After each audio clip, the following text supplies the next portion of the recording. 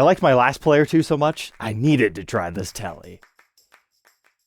Welcome back, Troglodytes, to your daily dose of guitar information, the Trogly's Guitar Show. That's not much of a hint, though. There's so many different Player 2 Teles and Strats out there.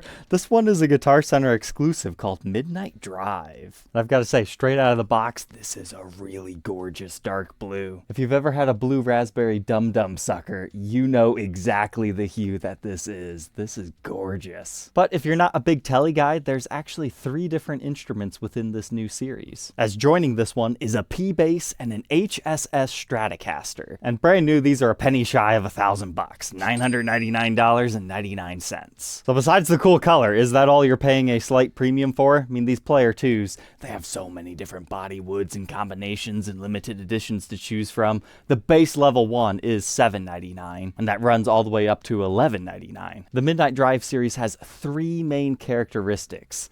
They've upgraded your neck to a roasted maple one. That's why it's this caramelized color. It looks really good in my opinion. But essentially, they bake your wood to make it a little bit more stable, and it also changes the color. I think it works incredibly well with this cool blue finish. It reminds me a lot of that Fender Meteora from Japan that we had reviewed. But part of the reason why they call it this Midnight Drive is the midnight blue finish, but all the bridge pickups have been upgraded to Seymour Duncans. Now, in this case, it's a hot rails, but in the Strat and the bass, you get a different one. But what's cool about that to me is it still looks like a regular Telecaster, but it's technically a humbucker single coil setup now. The neck pickups were left alone, just the regular Alnico 5 Player series. So its finish, upgraded bridge pickup, and wood choice on the neck are the main 3 differences between a regular one. However, each individual model has some other minor details. And this is going to be a make it or break it spec for you, but this one has a comfort cut on the back. So if you don't like Teles being super blocky and you want a little bit more Strat blend into it, yeah,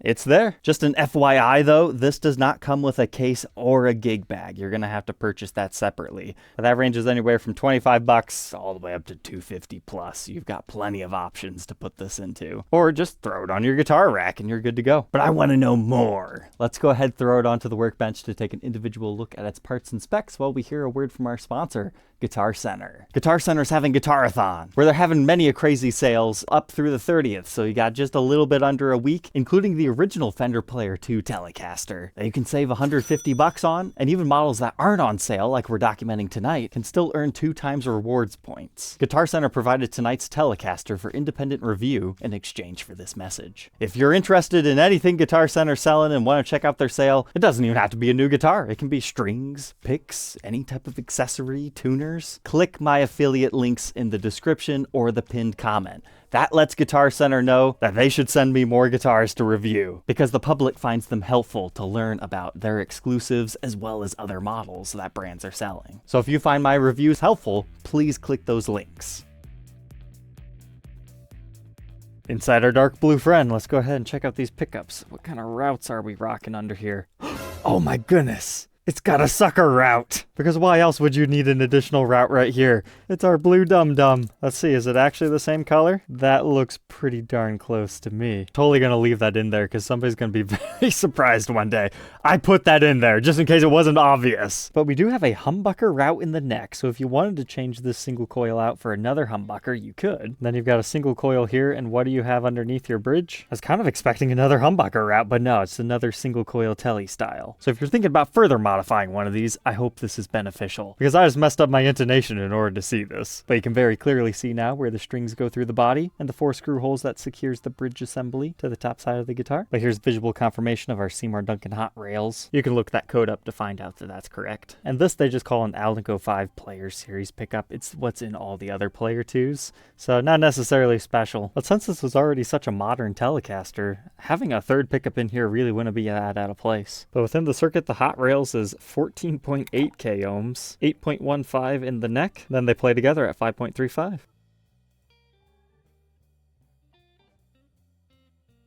But this particular series is utilizing an alder body. You can see we've got shielding paint on the bottom side of the cavities, but the edges are exposed, so you can see what kind of wood grain you would look at if you were to refinish one of these. And I'd say it looks pretty nice. Well, what kind of wiring do we have going on? There's actually a secret in here. So the cavity itself, pretty much more of what we just saw earlier. Alder sides, shielded off bottom. But we've got a 250K audio taper tone pot with a regular ceramic capacitor leading onto our volume. And I can't quite see if that's a 500K or a 250. I would imagine 500 for our humbucker. But this right here is really good to know about. You can technically coil split your hot rails to get more of a single coil sound. All you'd have to do is install a push-pull pot, then attach these two wires that got taped off. So while not coil splittable from the factory, that is a really easy mod job for someone to do that likes to tinker. You might even be able to get away with installing it to a mini toggle switch if you were to drill through your metal plate right there. But stock, it's a 3-way switch, master volume, master tone. And yes, I was serious, the sucker still is in there. I just jammed the stick into the cavity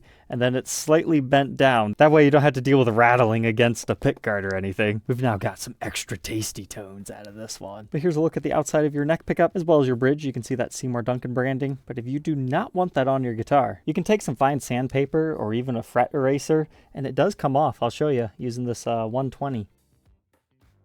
And there you go. There's your results. The more you know, it can come off relatively easily. Although if I were to do that again, I would probably tape off these because I didn't realize those were black coated. I kind of wore some of that away too. Do at your own risk. But here's an up close look at our block saddles. A little bit sturdier, easier to set your intonation as well as your height adjustment. Speaking of which, let's just say this guitar was not set up at all. The neck needed some adjustment. The action was very high. Here I've got a photo I took on my phone of how it came to me. When you unbox the guitar at the top, make sure you get that because this is your truss rod adjustment wrench and then this one is for the height adjustment of your saddles. They come inside this little welcome pamphlet and you should also get hang tags and the Fender lesson tag. Looking over the rest of the top, it's just a beautiful gloss blue finish. I don't think this one would quite pull off the satin nature, so I'm glad they went full gloss over here, but you still get the satin finish on the neck, so kind of the best of both worlds.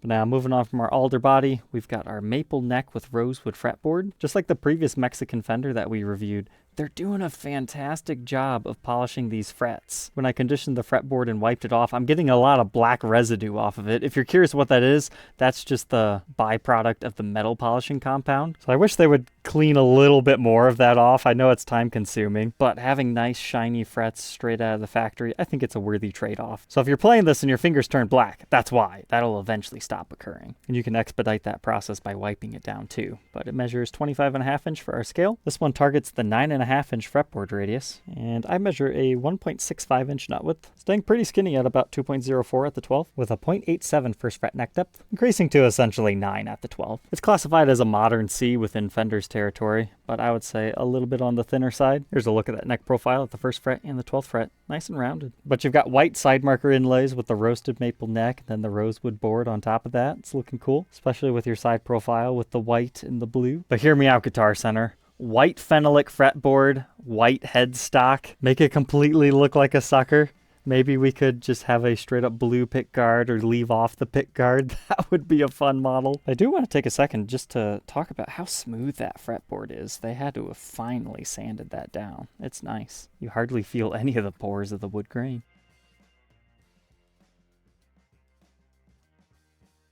And now moving on to the face of the headstock, this is a gloss finish. The rest of the neck is satin. You can see the differences between the two finishing stylings on the edge. So this is satin, and this one's glossy. But compliments first, this is just fantastic wood grain. I could see how somebody would be like, ugly dark splotch, but I think it just adds to the character of this one. And we've got a single string tree with the vintage poke it down, wrap it around style tuners. One criticism though, you can see the finish is lifting just a little bit right here where our truss rod's capped off. That's usually because the finish doesn't like to adhere to the plastic. You might be able to clean that up with a razor blade. I'm just going to choose to leave that be.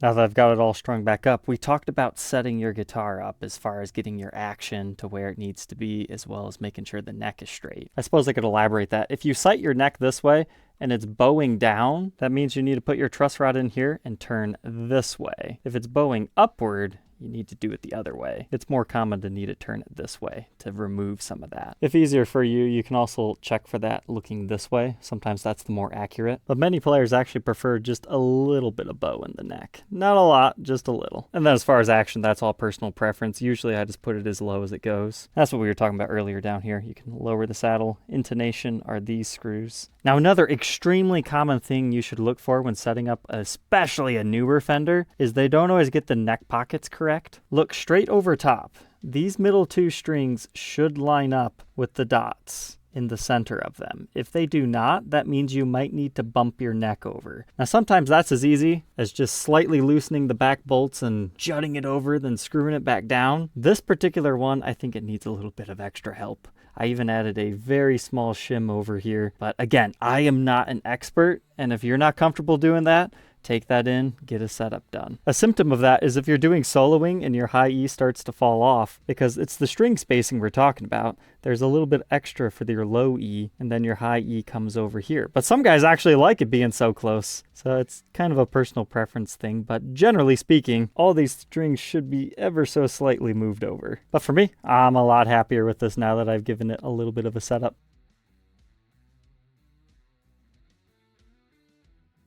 So now we can move on to the backside. Here's where you put your strings through when it's time to change them. And besides that, it's just a lot more of your nice blue finish. With your comfort cut over here, like a Stratocaster. But the rest of your body is pretty standard, with a barrel output jack on the side, strap button at the bottom, and at your top horn, 4-screwed neck with an F-plate, and then we've got our roasted maple neck with walnut skunk stripe. Again, this is a really high quality satin finish. That's gonna make it so your hand doesn't stick to it. This isn't cheap, nasty satin. This is really nice stuff. But hey, this is interesting. Our first 2025 Fender, made in Ensenada, Mexico. I was confused about that at first last episode, but apparently in California, to sell things as strictly made in Mexico or made in California, it has to be like a certain percentage of domestic parts making it up. So that's why Fender recently switched. But the MX stands for Mexico, so you don't get confused when buying one of these, thinking it's like Ensenada, California or something. But all said and done, with the tone enhancer, this one weighs 7 pounds, 14.6 ounces. Let's go ahead, plug it in, and hear how it sounds.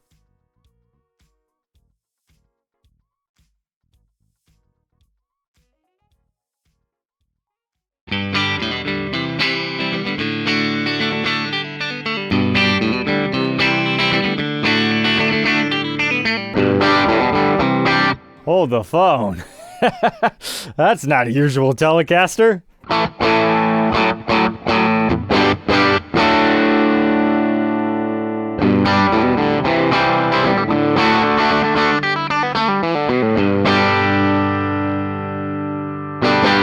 Yeah, okay. So you kind of get the usual Tele neck pickup.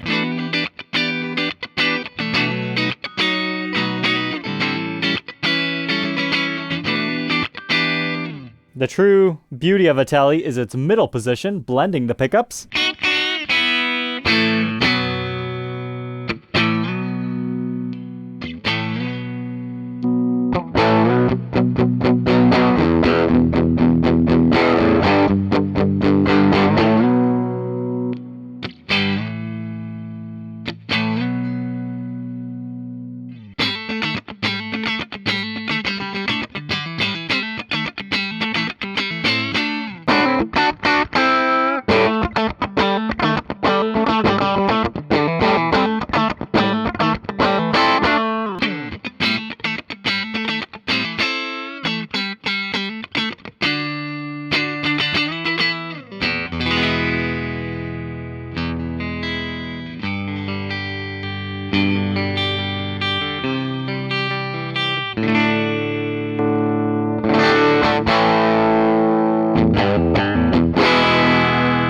Man, that's weird. It's like having two different guitars in one, but yet somehow they still blend together really nicely.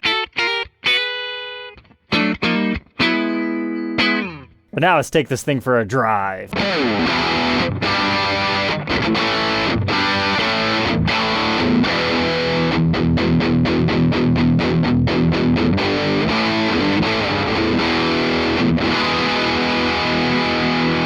Compared to a leisurely stroll?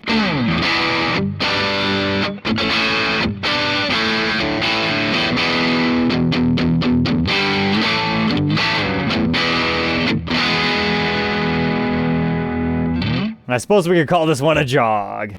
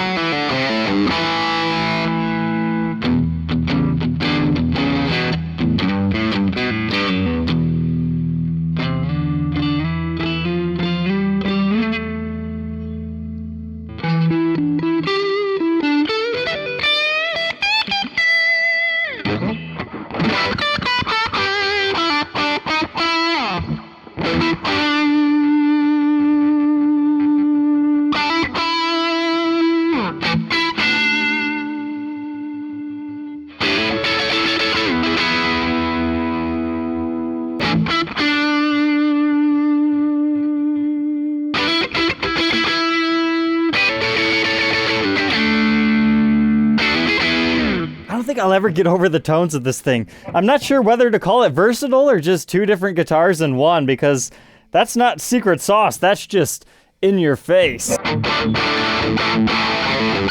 But yet you can still get some Tele and Strat-like tones.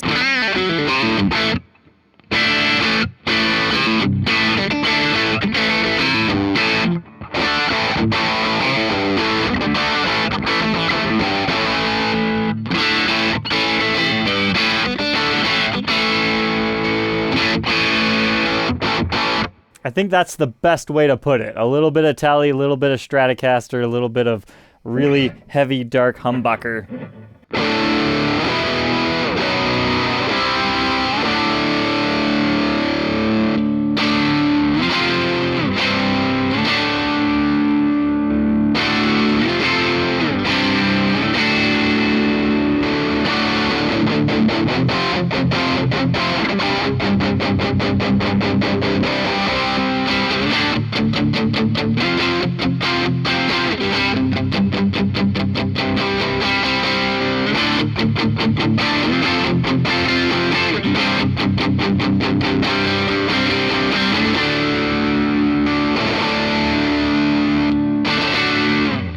I suppose we should toy around with trying to tame it. So this is just bridge pickup.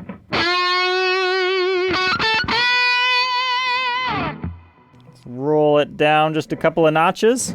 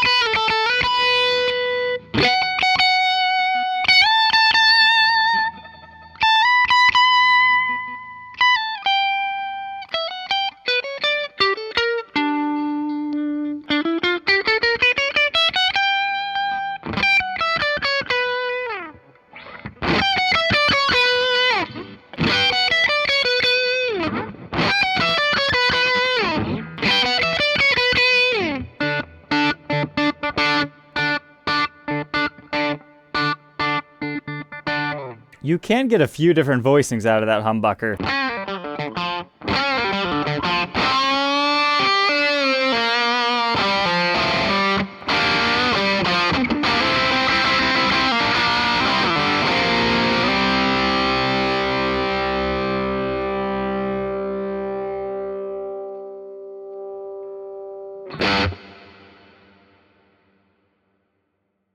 So there we go, the Moonlight Drive Telecasters. What are my final thoughts on this thing? Color? Absolute fantastic. Tones?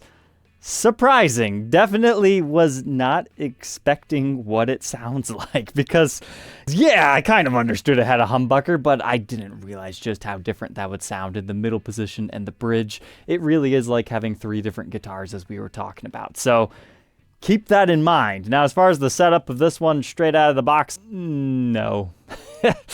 Neck, not good. Action was bad. But thankfully, most of it was able to be corrected with a professional setup. I think the nut might need very slightly filed on that. So keep that in mind if you are interested in one of these. The only thing I struggled to get perfect was the string spacing. However, I'm not like a super crazy, gifted, skilled guitarist, so I didn't really notice that too much. It was still fine to do the meedly-meedlies, but certainly something to be aware of. So if you're interested in one of these, feel free to use my Guitar Center affiliate link. This is an exclusive model to them, so there's no reason to not use my link when ordering. And I hope this video helps you make an informed decision, because that's what I do over here. Daily uploads of fun guitar content geared towards making you smarter. All right, troglodytes, don't forget to play your guitar today, and we'll catch you tomorrow on the next one. Take care.